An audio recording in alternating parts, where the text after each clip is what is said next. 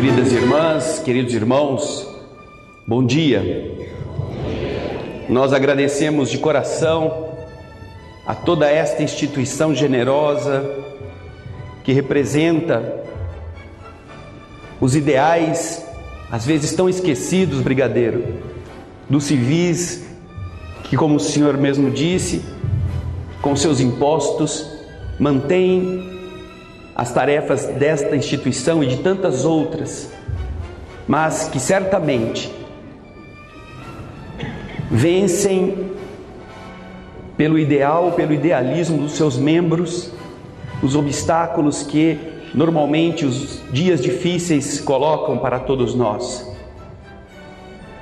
Nós saudamos a cada um de vocês, de diversos lugares, de diversas cidades, e esperamos que ao longo deste dia, isto que é muito comentado, é muito decantado, né? Hoje em dia, de renovação, de transformação, possa realmente entrar em nosso coração e em nossa mente, fazendo com que não seja o segundo esperando o terceiro tão somente, mas seja cada um de vocês diferente no terceiro. Sejamos todos nós membros deste projeto. Vamos dar início? Como podem ver, nosso tema, dentro do tema da construção de todos nós, é a Era do Espírito. Nós vamos então pedir que prestem atenção naquilo que, na Era do Espírito, nós procuraremos transmitir modestamente ao coração de cada um.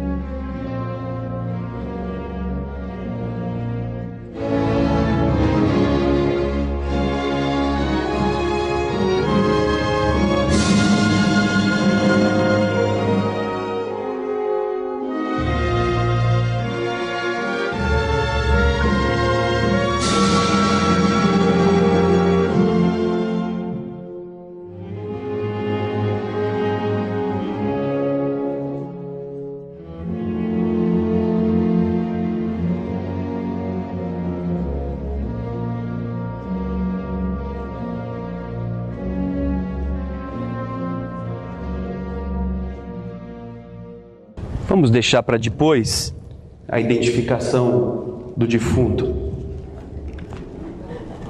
porque eu tenho certeza que está todo mundo meio curioso para saber quem é que estava ali dentro. Ainda bem que não fui eu, não é? Pensando, espíritas com medo da morte, mas tudo bem. Vamos iluminar a nossa mente um pouquinho com alguns conhecimentos e descobertas. Vamos fazer uma viagem a respeito do que significa essa iluminação. Vamos voltar no iluminismo, uma época muito importante na evolução da humanidade, conhecido como o século das luzes. Nós temos, a partir aproximadamente de 1700, o iluminismo mecanicista, com o expoente em Isaac Newton, e um pouco mais adiante, os desenvolvimentos dessas teorias chegam a partir de 1750 para diante, com as teorias vitalistas, ressaltando a ciência da vida. O iluminismo, para sintetizar, é uma atitude geral do pensamento e de ação. Os iluministas admitiam que os seres humanos estão em condições de tornar este mundo um mundo melhor, mediante a introspecção, o livre exercício das capacidades humanas e o engajamento político-social. Eles veem em um esforço de renovar uma humanidade que tinha passado por um longo período em um processo de escuridão ou de dificuldades nesse sentido. Os pensadores iluministas tinham como ideal levar o conhecimento crítico a todos os campos do mundo humano. A maior parte deles associava ainda o ideal do conhecimento à tarefa do melhoramento do Estado e da sociedade. Não era só filosofia por filosofia, era uma filosofia em um processo de renovação daquilo que até então estava produzindo um modo de viver que descontentava, naquele período, já uma grande quantidade de criaturas. O uso do termo iluminismo justifica-se pela ênfase nas ideias de progresso, de perfectibilidade humana, assim como a defesa do conhecimento racional como meio para a superação de preconceitos e ideologias tradicionais. Vejam aqui embaixo, olha, supunham os iluministas poder contribuir para o progresso da humanidade e para a superação dos resíduos de tirania e superstição que acreditavam ao legado da Idade Média. As superstições, a falta de um conhecimento empírico, de um conhecimento seguro, fazia das pessoas vítimas de um sistema cruel, indiferente, mesquinho, e que, com o pensamento iluminista, eles procuravam combater. Vejam só os efeitos produzidos por este movimento. Nós não temos muito contato, historicamente falando, com esta análise, porque quando muito estudamos isso na escola, quando ainda tínhamos alguma coisa de filosofia no nosso currículo. Mas o iluminismo se espalhou para os centros urbanos em toda a Europa, como a Inglaterra, a Escócia, os Estados Alemães, os Países Baixos, a Rússia, a Itália, a Áustria e a Espanha. Em seguida, atravessou o Atlântico em colônias europeias que se localizavam já nas novas descobertas, onde influenciou Benjamin Franklin, Thomas Jefferson, entre muitos outros, e desempenhou um importante papel na Revolução Americana. Por onde passou, vejam só o que produziu a mudança dos paradigmas que o iluminismo apresenta. Seus ensinamentos influenciaram a Declaração de Independência dos Estados Unidos, a Carta dos Direitos dos Estados Unidos, a Declaração Francesa dos Direitos do Homem e do Cidadão, a Constituição Polaco-Lituana de 3 de maio de 1791 e a Inconfidência Mineira ocorrida no Brasil em 1789. Vários inconfidentes eram pessoas ligadas a essas ideias iluministas. Outros que nós conhecemos hoje como nomes de avenidas, nomes de ruas, viveram a sua formação cultural europeia à luz de filosofias como esta. Já que estamos falando de luz, vamos pensar no que seja isto, um átomo.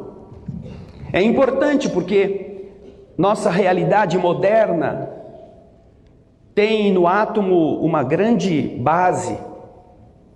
E logo no começo do século XIX, decorrente naturalmente dos estudos que o iluminismo foi propiciando e a abertura da mente gerou, nós temos o primeiro modelo atômico razoavelmente aceito por Dalton como um modelo que poderia explicar a formação da matéria. Vamos então dar uma olhadinha nisto. O átomo é a menor partícula que ainda caracteriza um elemento químico. Ele apresenta um núcleo com carga positiva e que apresenta quase toda a sua massa. Vejam só quanto pesa o núcleo do átomo. 99,9% do peso total de um átomo está centralizado no núcleo. E os elétrons determinam o seu tamanho, porque existem prótons cercados por poucos elétrons e existem inúmeros outros elementos que têm muitas camadas eletrônicas, que vão estendendo o seu tamanho. Então, o elétron na nuvem que cria ao redor do núcleo determina o tamanho do átomo, mas o peso está concentrado na parte central. O elétron praticamente é irrelevante em termos de massa. Vejam só, eu sei que vocês já aprenderam isso na escola, mas vamos fazer uma lembrança, um recuerdo aqui. O átomo mais simples é o que conhecemos por este nome. Mais simples por quê? Porque ele tem um próton só aqui e um único elétron. Carga positiva, carga negativa, girando à sua volta. Esse é o átomo básico, o átomo simples, o átomo que nós vamos encontrar com grande riqueza na natureza, o átomo de hidrogênio. O hidrogênio é o elemento mais abundante no universo. Preste atenção nisso. Compondo 75% da matéria normal por massa e mais de 90% por número de átomos. É encontrado em grande abundância em estrelas e planetas gigantes de gás. Nuvens moleculares de H2, moléculas de H2, são associadas à formação das estrelas. O elemento hidrogênio tem um papel vital em dar energia a essas estrelas através da cadeia de próton-próton e do ciclo da fusão nuclear. Quando as estrelas começam a nascer, a gravidade atraindo essas massas e a colisão delas começa a produzir como efeito o calor e dependendo da quantidade, quando é suficiente, ela se encandece. Esse calor faz com que o hidrogênio se encandeça, a circulação, o movimento circular aumenta ainda mais a gravidade e assim nasce uma estrela. Nome de filme isso. O hidrogênio, portanto, é o responsável pela composição e luminosidade das estrelas. De suas transformações e interações surgiram os demais elementos que hoje nós conhecemos. Do hidrogênio vieram todos os demais elementos. Eles foram sendo moldados pelas forças cósmicas através dos choques das ações externas e internas, produzindo todos os demais elementos. O nosso Sol é composto basicamente de hidrogênio, 74% de sua massa e 92% do seu volume.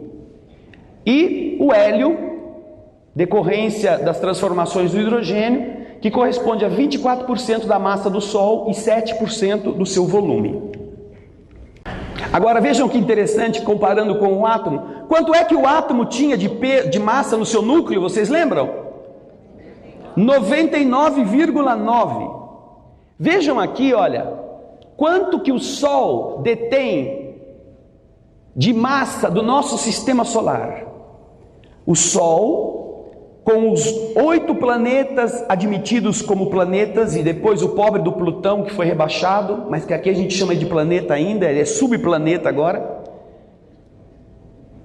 O Sol, só ele, detém 99,86% da massa de todo o sistema solar. Se puséssemos em uma balança, o Sol, ele só, pesaria quase tudo. Teria a massa, vamos dizer assim, correspondente a quase 100%. Ele gera a sua energia através da fusão dos núcleos de hidrogênio para a formação de hélio. E, em geral, este é o sistema comum de formação e sustentação de estrelas como o Sol. Ou seja, o peso do Sol, a massa do Sol, melhor dizendo, é quase idêntica à massa do próton, proporcionalmente falando, não é? Em relação ao sistema em que ele se encontra. Átomo, núcleo, 99% da sua massa. Sistema solar, Sol, 99,86% da sua massa. E aqui vocês veem a comparação. Ó, aqui está Mercúrio, Vênus, a nós aqui, ó. Nessa bolinha aqui, ó. Aqui, bem aqui assim, está a Terra, a Lua e 7 bilhões de carinhas estão aí. Depois, Marte, Júpiter, Saturno, Urano, Netuno, e aqui você vê Plutão, ó, pequenininho, uma poeirinha. E depois dele, algumas das luas grandes, que são razoavelmente volumosas para poderem ser considerados aí neste desenho. No entanto, não esqueçam de uma coisa, isso não está em proporção de distância. A proporção da distância está aqui, ó. Vocês vão ver aqui. Aqui na base está o Sol. Depois vem, logo a seguir, Mercúrio. A distância do Sol está proporcionada nessa linha aqui. Sol, Mercúrio, Vênus, Terra. Depois vem Marte. Depois vem Júpiter, Saturno, Urano. Netuno está lá em cima. E depois, nem puseram coitado. O Plutão ficou jogado às traças. Dá para ver por que o Sol tem 99,86% de massa, não é? Olha só. Agora veja só que coisa interessante. Alguns cientistas australianos, e isso não é novidade, é novidade para nós que não temos informações a respeito e não é importante que sejamos informados sobre isso. Mas alguns astrônomos australianos, em um estudo que fizeram com todos estes sistemas de observação espacial que existem hoje, chegaram a esta seguinte conclusão, que foi objeto de divulgação internacional na mídia específica, na BBC de Londres, por exemplo, e também aqui em alguns sites de informação, eles escreveram isso aqui. Ao observarem as medições luminosas das galáxias visíveis, os astrônomos concluíram que na Terra, aproximadamente falando, incluindo Pirassununga, existem 7 septilhões de grãos de areia na Terra. Mas, pelas pesquisas que fizeram, conforme o pesquisador dessa escola de astronomia da Austrália, calcularam aproximadamente 70 septilhões de estrelas no universo visível. Isso já deve estar errado, porque esse estudo foi de 2003. Imagina isso. Isso já deve estar bem superado, mas é o dado que nós temos. Você imaginar que, além do nosso Sol, existem 69 septilhões, e aí um monte de número, para completar os 70 septilhões de estrelas formadas de hidrogênio, como nós vimos até aqui. Não é um número tão comprido que passa de leme. Se você for pôr assim, né? Vai até para lá de Lene. Você não tem ideia do que é isso. Você não tem ideia nem de quanto é a Mega Sena. Apesar que você gasta, não tem problema, mas 70 septilhões de estrelas no universo. Eu sei que vocês não vão nem dormir hoje por causa desse número. Mas guarde isso na sua memória, porque é uma coisa, como se diz, astronômica. Dá uma olhada nisso aqui agora.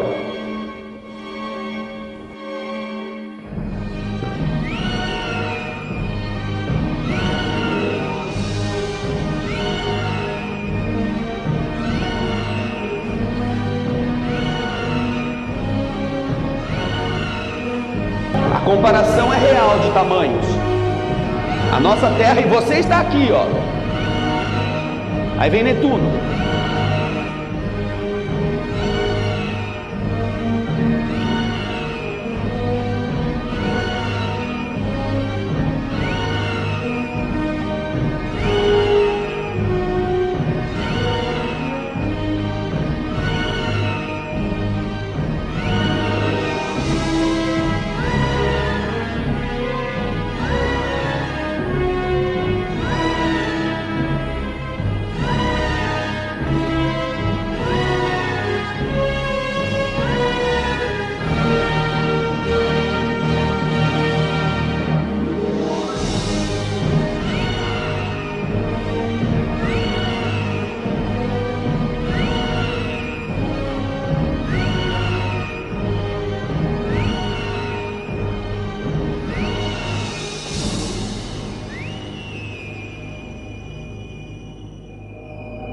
A Terra está aqui, ó.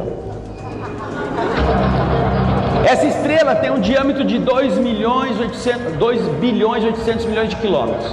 Você já imaginou o tamanho disso? Ó? Se você voasse num avião, uma velocidade de 900 quilômetros por hora, sobre a superfície desse planeta, dessa estrela, você levaria 1.100 anos para circulá-la.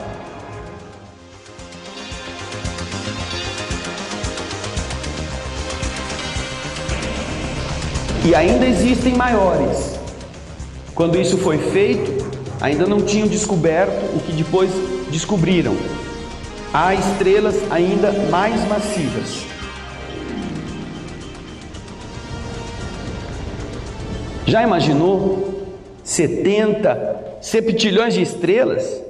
Só estamos falando das estrelas. Ainda tem planetas, ainda tem cometas, ainda tem luas, asteroides, e além deles, poeira. Dona de casa, você estaria perdida se você tivesse que analisar, que dar um jeito no espaço cósmico. Você não ia ter um dia de sossego, porque está cheio de pó. Por que essas mulheres estão dando risada? Ó, poeira e gás intergaláctico, tudo isso formados da matéria básica de hidrogênio e seus derivados. Não são só as estrelas que são formadas de hidrogênio. Também os sistemas que possuem as partes sólidas, como é o nosso planeta, os elementos que compõem o nosso planeta são derivados do hidrogênio. Haja matéria, não? É muita coisa. Nós vimos que a estrutura do átomo guarda muita semelhança à estrutura do nosso sistema solar. Nós vimos que o Sol pesa 99,86%. Vimos que um átomo pesa no seu núcleo 99,9%. Tem a massa correspondente a isto. Então dá para a gente fazer uma comparação, ó. Comparar o nosso sistema solar, inclusive porque também os corpos que giram, que orbitam o Sol, parecem-se até com os elétrons ao redor do núcleo de um átomo, não é? Vamos fazer uma comparação entre eles. Mas, ao invés de a gente deixar o Sol com um monte de átomos, Mercúrio, Vênus, a Terra, vamos deixar apenas com o Plutão, o pobrezinho, que está lá no fim do mundo, ó. Vamos tirar todos esses daqui para fazer de conta que o nosso sistema é como é um átomo, ó, o núcleo e um elétron. Seria o Sol sem nada disso e o elétron do Sol seria Plutão.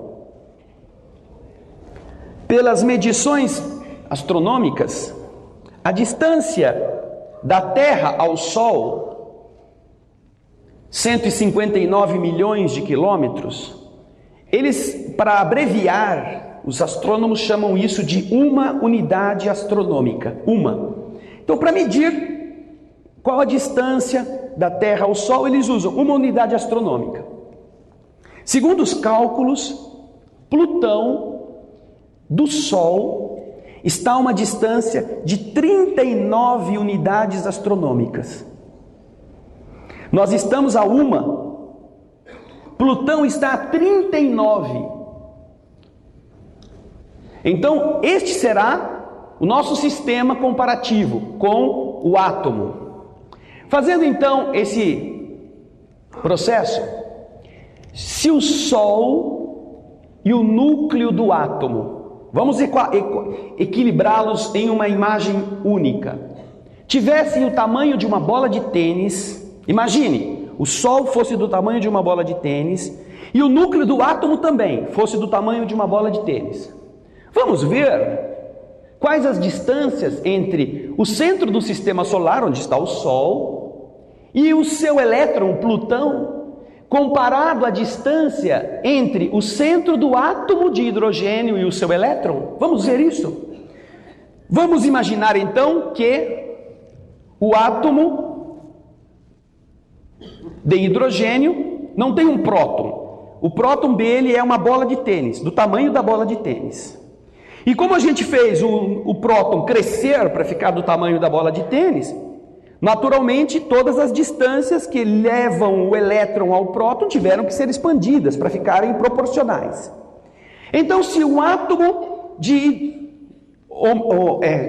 se o Sol, vamos começar pelo Sol. Se o Sol estivesse com o tamanho de uma bola de tênis e Plutão fosse o seu elétron, nós vamos ver aqui a que distância o elétron Plutão estaria girando em torno do Sol. Se o Sol fosse do tamanho de uma bola de tênis, segundo os cálculos atuais, o Sol está aqui. Nós tivemos que fazer visível, né? Porque se você fosse pôr Plutão do tamanho dele, não dava nem para enxergar o coitado. O planeta Plutão estaria circundando o Sol a uma distância de 275,9 metros, equivalente a 2,3 campos de futebol. O nosso Sol, portanto, no sistema solar, em perspectiva, em escala, seria uma bola de tênis a 275 metros de distância do planeta Plutão. Entenderam até aqui? Se o núcleo de hidrogênio tivesse o tamanho de uma bola de tênis, sabe a qual distância do núcleo o elétron estaria girando? Taranã. Ô Margarete, vem cantar mais uma música aqui, vem. Vamos lá. Se o nosso centro do núcleo do átomo estivesse aqui, o elétron estaria a 2.042,90 metros de distância, equivalentes a 17 campos de futebol. Dá para notar que é um pouquinho mais longe de Plutão, não é? Você já imaginou então um sistema em que o núcleo está como uma bola de tênis, a 2 quilômetros de distância do seu elétron, do único elétron que existe, 17 campos de futebol.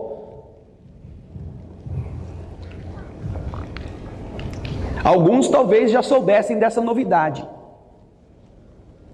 Mas quando eu descobri isso, para mim foi surpreendente. Só isso aí, só isto. Se você puder usar o seu Tico e Teco, sabe, o Tico deve estar dormindo, mas o Teco acordou com a canção da nossa querida Margarete.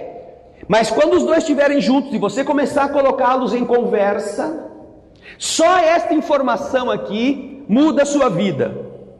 Muda. Só isto. E é muito importante que nós nos lembremos de certas coisas que não ensinam para a gente, porque não é interessante que a gente descubra. Não é interessante que você saiba disto.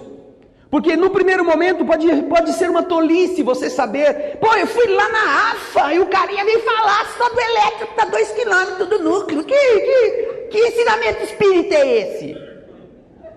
Perdi meu tempo. Observe que a distância entre o elétron de hidrogênio de seu núcleo é quase 10 vezes maior do que a distância do Sol a Plutão. E esse átomo é a base de toda a matéria conhecida. Toda a matéria conhecida. Tudo que você vê, tudo que você mede, tudo que você usa no seu dia a dia, tudo que você compra no shopping, tudo que você põe na sua casa, o carro que você anda, tudo isso é decorrência dessa mentira. Porque isso é quase uma mentira. Você imaginar que está sentado sobre uma cadeira feita de átomos, derivados de um processo em que o espaço que existe entre eles é desta magnitude, cuidado, levanta logo, senão você vai cair. Não cai por quê? Porque o movimento desses elementos ele é tão intenso, tão rápido, que isto dá a impressão de solidez. Se você quiser ter uma ideia do que significa o movimento dando impressão de solidez, você imagina, e aqui é muito fácil, a hélice de um avião girando a alta rotação, ou as pás de um ventilador de teto, por exemplo. Quando ele está ligado, você observa que quase tem uma superfície, que aquilo quase é sólido. Mas quando ele está desligado, são 3 pedaços de madeira girando em alta velocidade, o que cria a ilusão de que ali existe um prato, quando não existe. Essa é a matéria conhecida. E agora, com os avanços tecnológicos, com todos os recursos da ciência astronômica, os inúmeros telescópios espaciais, ou os laboratórios espaciais que foram lançados, e gente, olha, estão lançando mais dessas coisas para examinar o cosmos do que para olhar para a gente.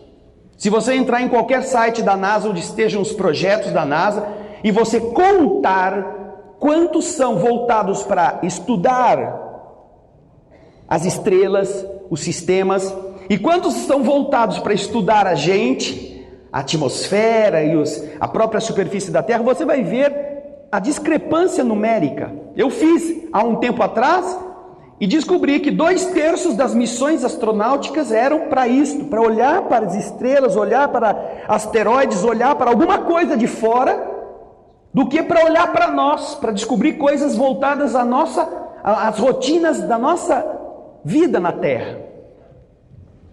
E então, com estes estudos, telescópios Fermi, telescópios Kepler e outros que estão mapeando o cosmos, mapeando todo o universo, os homens, com a sua capacidade, que é prodigiosa nos dias atuais, graças à tecnologia, conseguiram, ainda que naturalmente eles não digam que é a última verdade, é claro, não é? Mas conseguiram criar um mapa da constituição física do universo. Do que o universo é feito. Quando falamos universo, incluímos as estrelas, incluímos o espaço, que para nós é vazio, mas para a dona de casa está cheio de poeira. As estrelas, as luas, os cometas, tudo isso está incluído nessa visualização. E então, eles fizeram um cálculo e para facilitar o nosso entendimento, não é? Nós que somos chucrinho, eles apresentam para nós esta estatística, este quadro que está aqui. Nas mais recentes pesquisas a respeito da composição do universo, os cientistas puderam mapear a sua constituição e descobriram as seguintes proporções. Talvez aí vocês não estejam conseguindo enxergar, mas aqui, olha, tem um número, 70%. Aqui tem outro, 25%. Aqui tem um terceiro, 4%. E aqui no branquinho é o que resta, 1%. Não chega nem a 1%. Todo o universo, e pensem, o universo não é Júpiter, não é o nosso Sol, não é a nossa Lua, não é a Via Láctea, não é o nosso grupo de galáxias vizinhas. Não, todo o universo que o homem consegue visualizar através de seus aparelhos, com as emissões magnéticas, elétricas, luminosas que eles puderam resgatar, permitiu que com essas visualizações eles criassem este mapa a respeito da composição do universo. Então, lembrem-se que nós temos quantas estrelas mesmo que os homens descobriram? Não estou ouvindo. 70 septilhões de estrelas. Vamos ver do que é composto o universo. Naquele branquinho, ele aumentou aqui para você ver a composição aqui. 70% está aqui. É composto por uma coisa que os homens não sabem o que é. E que por não saberem o que é, eles chamam de energia escura. 70% do universo é energia escura que os homens não sabem o que é. 25% eles chamam, apesar de também não saberem o que é, de matéria escura. Eles também não sabem o que é essa matéria escura. O universo, 25% é composto de matéria escura, 70% composto de energia escura. Pô, e nós? Você é matéria escura? Eu não estou falando do seu passado. Eu estou falando de você, pessoa física. Você não é uma matéria escura, também não é uma energia escura. Pô, você não está nem aqui, nem aqui. Vamos ver se a gente está no 4%.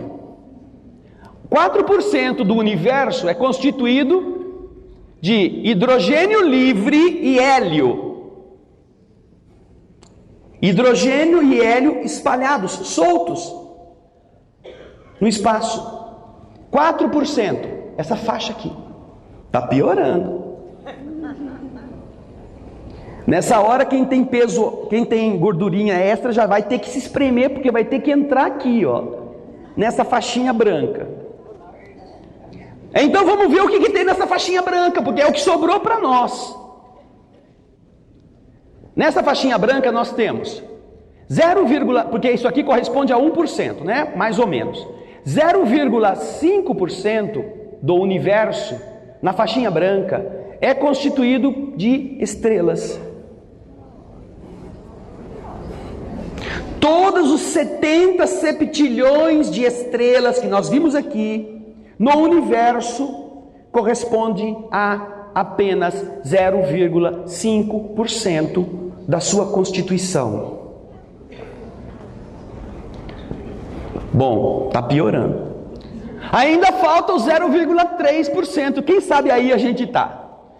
0,3% do universo é constituído por aquilo que os cientistas detectaram que se chama de neutrino.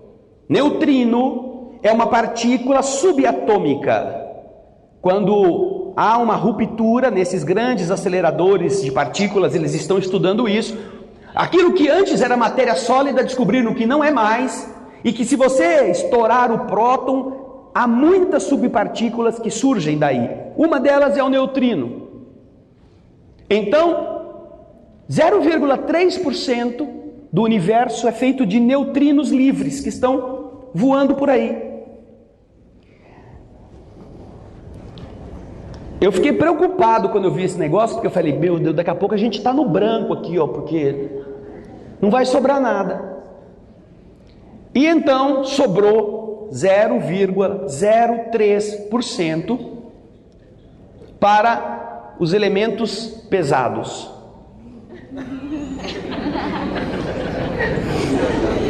Veja só, não é para a Terra não, é para os elementos pesados. E se nós subirmos na balança e ela constatar algum peso, nós estamos aqui, no universo, onde estão todos os outros planetas, os outros elementos pesados, estão inseridos em 0,03% de tudo. É aí que você mora, com outros 7 bilhões de carinhas iguais a você. Aí a gente fica pensando, outro dia me mostraram uma dessas palestras de motivadores, né? Tem aí no YouTube, quem procurar vai até encontrar, o carinha explicando. Às vezes você vai com uma pessoa, né? Você fala um negócio para ela, fala assim, você sabe com quem você está falando? Já pode usar isso aqui, ó. Você é uma pessoa em 7 bilhões de pessoas que existem no mundo, que está dentro de 0,03% de tudo que existe no universo. Ou seja, você não é nada, como eu. Você não é nada. Se você se basear na matéria, porque o que nós estamos falando aqui é de matéria, você não é nada. E vamos pensar, não é? Vamos pensar quanto nós temos estragado a vida dentro dessa visão de eu tenho, eu sou. Quanto nós perdemos de tempo olhando no espelho, ao invés de pensarmos em coisas superiores. Quanto nós vamos aos shoppings e quanto tempo gastamos nas igrejas, nos trabalhos diferentes daquilo que é superfície, que é casca. Porque todas as vezes que nós nos preocupamos com a casca, é isso aí que nós estamos mostrando. Nossa preocupação essencial está apenas nesse ponto, nisso aqui, do universo. O seu carro, a sua casa, a sua roupa, o seu armário, a poeira da sua casa também, o corpo que a gente preza tanto, eles representam isso no universo. Não queremos com isso dizer que não se deva dar o justo valor às coisas que a matéria oferece, porque nos ajudam, nos fazem crescer. Mas me diz uma coisa, se você administrasse o universo, você que está aqui sentado hoje, fosse Deus, e de repente você descobrisse assim, poxa vida, eu estou com um problema, eu vou ter que dar um jeito nesse universo, eu vou ter que acabar com alguma coisa para ele poder funcionar melhor. Olhando para esse gráfico, me diz uma coisa, com o que você acabaria? Hein? O que seria a primeira coisa que você ia acabar? Com a tripinha aqui. Vamos acabar com a tripinha? Porque a tripinha, quem sabe se eu terminar com ela já resolve o problema do universo. Se você fosse Deus, você estava se condenando, não é? Você acabaria com aquilo que não tem nenhuma importância no todo, na constituição do cosmos, para a nossa estrutura aqui. É claro que para Deus, o Criador de tudo, isso aqui é muito importante. Mas não pode ser a essência, não pode ser o núcleo. Para nós tem sido, porque nós vivemos dominados por ideias que precisam nos manter escravizados a essa visão, que você é o que você veste, que você é o que você gasta, que você é o que você tem. E então, tão cruéis que eles são, eles mesmo quando você não tem, inventaram um dinheiro de plástico para você comprar e ficar devendo. Porque essa é a nova escravidão que nós vivemos hoje. A escravidão da sua dívida. Não é a algema, não é aquilo que se prendia ao redor do pescoço.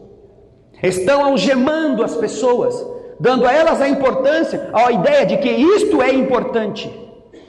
E que quando você tem, você é o dono do mundo. Quando você não tem, você é um pobre coitado. Mas quando você se endivida, é isso que eles querem. Você se volta para a terra, você olha para o chão, de onde você vai ter que tirar o que você tem que pagar essa dívida. Você sacrifica a sua família, você sacrifica a criação dos seus filhos, você sacrifica a sua própria elevação interior, porque você tem que pagar dívida. De alguma coisa que mandaram você comprar? Não, não mandaram não, disseram é bom para você, por que você não compra? Aí você fala assim, eu não tenho dinheiro. Não, mas a gente dá um jeitinho. Você paga só daqui a 45 dias.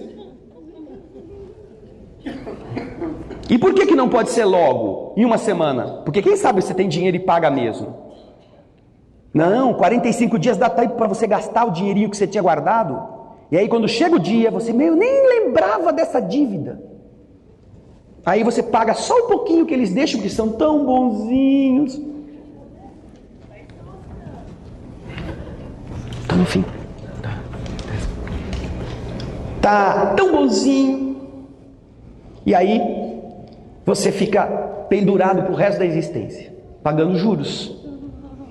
Tudo por causa dessa tripinha aqui. E porque a gente acha que isso é importante. Vamos então encaminhando para o final. Na Gênese de 1868, nós vemos uma comunicação de Dr. Barry.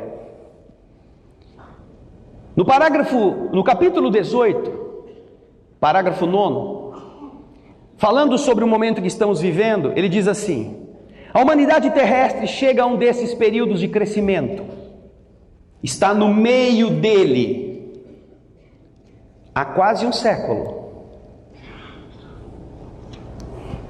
está no meio dele.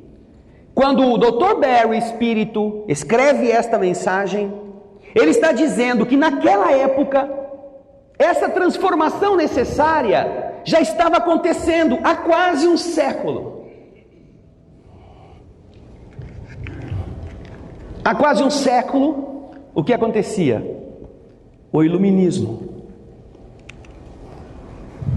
A partir de 1700 e com o mecanicismo, e de 750 com as teorias vitalistas, nós temos um marco inovador ao que parece referir-se Dr. Barry em sua comunicação, estabelecendo o início do período de transformação que se refere e que, segundo suas palavras, no ano de 1868, já estaria no meio do caminho. Entende-se, portanto, que a transição teria outra metade do caminho a percorrer, como ele também deixa claro nos últimos parágrafos da sua comunicação. É no período que se... Vamos começar aqui, ó. A agitação dos encarnados e dos desencarnados se juntam às vezes, o mais frequentemente mesmo, porque tudo se liga na natureza, a perturbação dos elementos físicos. É então, por um tempo, uma verdadeira confusão geral, mas que passa como um furacão, depois do qual o céu se faz de novo sereno. E a humanidade, reconstituída sobre novas bases, imbuída de novas ideias, percorre uma nova etapa.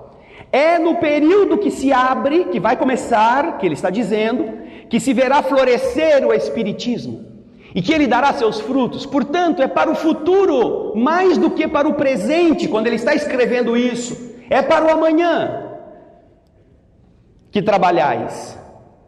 Mas era necessário que esses trabalhos fossem elaborados antes, porque eles preparam os caminhos da regeneração pela unificação e pela racionalidade das crenças. A retificação, a regeneração tem como fundamento a modificação íntima das pessoas. E se você vai estudar isso no livro o Evangelho segundo o Espiritismo, você verá que não tem diferença entre o que acontece no mundo, e fisicamente falando, e o que acontece no mundo de regeneração. Olha só, no mundo de regeneração, as leis são as mesmas que regem a matéria. Está tudo lá no Evangelho capítulo 3. A humanidade tem as mesmas sensações e os mesmos desejos da terra.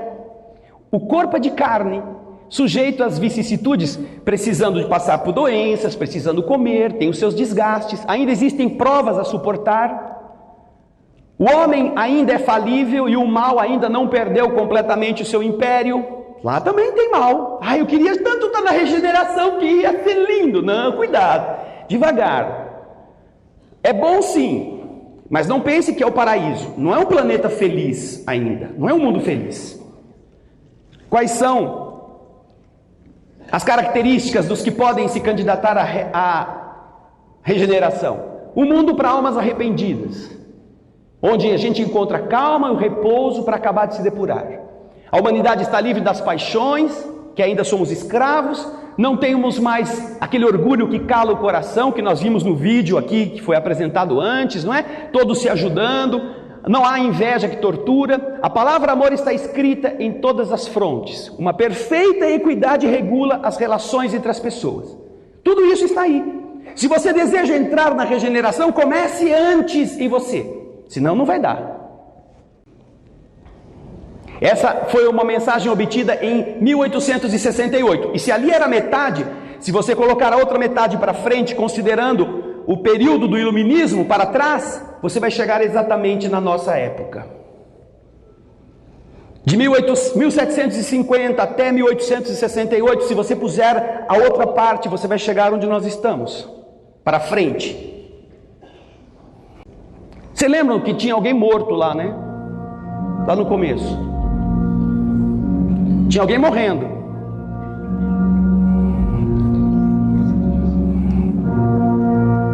Quem será que estava naquele caixão? Alguém que a gente não gosta de matar, que a gente gosta dele. Vamos ver o defunto. Quem está morrendo é o materialismo, por falta de matéria. E quem vai morrer com o materialismo são os materialistas. Não porque vão desaparecer, mas porque serão obrigados a mudar os parâmetros. Serão necessariamente empurrados para um outro modo de entender o mundo. Você está aqui hoje, num encontro que fala sobre a nova era. E você viu quantas pessoas trabalharam para que a gente chegasse aqui hoje.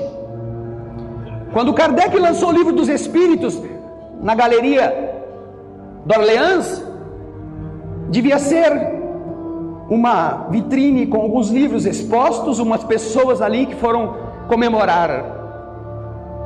156 anos depois, nós estamos numa academia militar das mais importantes do mundo, com o apoio do seu comandante, que não é espírita, com a ajuda de outros que nos estão amparando, sendo evangélicos, com a alimentação que nos ofereceram, daqui da própria fazenda. O que Kardec não faria se ele tivesse um negócio desse?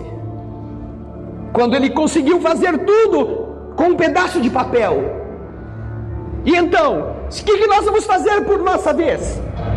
O que vai ser de nós se com todas as facilidades da tecnologia, nós não fizermos o que estes caras fizeram para que nós chegássemos aqui?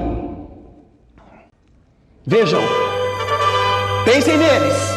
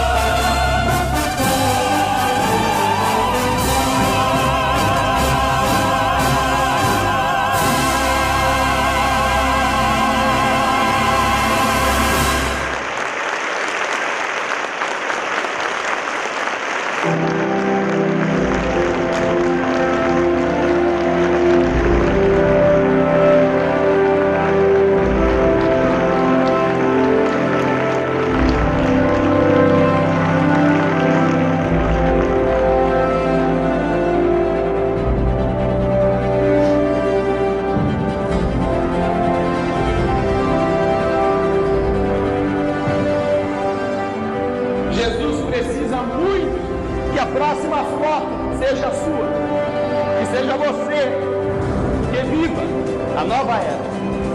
Muita paz. Muito obrigado.